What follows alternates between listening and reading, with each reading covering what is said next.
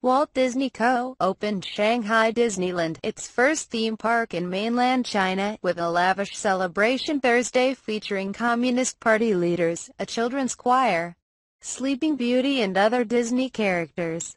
A vice premier joined Disney CEO Bob Iger in cutting the grand opening's red ribbon, showing the ruling party's support for the $5.5 billion investment in promoting tourism at a time of slowing economic growth. They read letters of congratulations from the Chinese and American presidents, Xi Jinping and Barack Obama.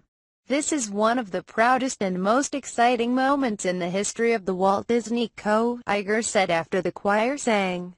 Later, actors dressed as Sleeping Beauty, Donald Duck and other Disney characters danced on stage. The company hopes Shanghai Disneyland will burnish the brand behind Frozen in the world's most populous film market and help revive Disney's struggling international theme park business. Analysts expect Shanghai Disneyland to become the world's most visited theme park, attracting at least 15 million and as many as 50 million guests a year. By contrast, Walt Disney World drew 19.3 million people in 2014. Speaking as a light rain fell, Vice Premier Wang Yang quipped, "I would like to call this a rain of U.S. dollars or of renminbi, the Chinese currency."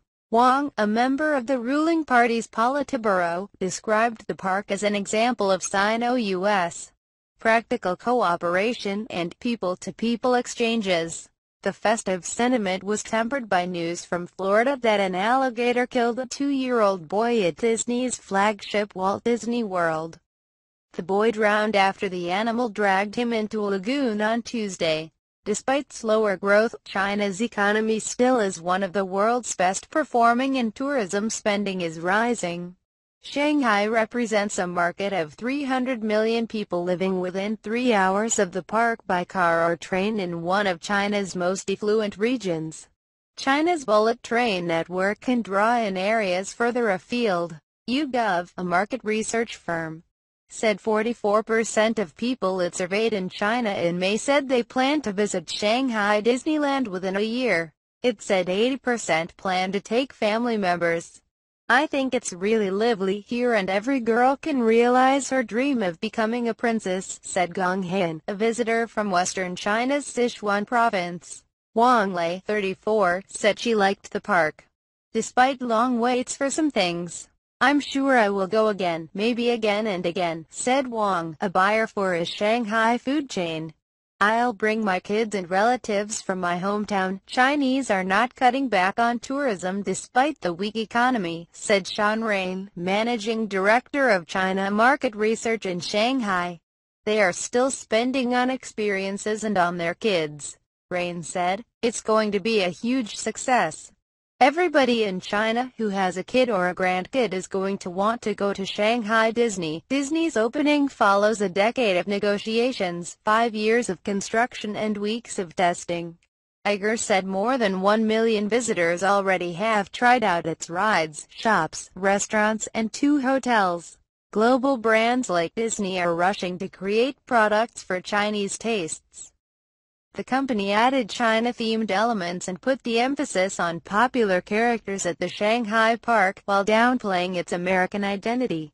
At the entrance, instead of Main Street USA, it's Mickey Avenue, near its iconic storybook castle. Disney created a Garden of the 12 Friends, using characters such as Remy from Ratatouille and Tigger from Winnie the Pooh as animals of the Chinese zodiac. Disney says the Wandering Moon Tea House, modeled on a building in eastern China, is the only Chinese-style structure in any of its parks. The park should generate some $1.5 billion to $4.5 billion a year in revenue, according to Drexel Hamilton analyst Tony Whibble. However, Disney's state-owned Chinese partner, the Shanghai Shendi Group Co. Limited, which owns 57% of the 7.5-SQUARE kilometer 2.9-SQUARE mile park, will get the lion's share. Disney's international parks in Paris, Hong Kong and Tokyo haven't made a profit in 6 of the past 10 years, Whibble figures. So the main advantage of the huge park may be promotion of the brand and merchandise.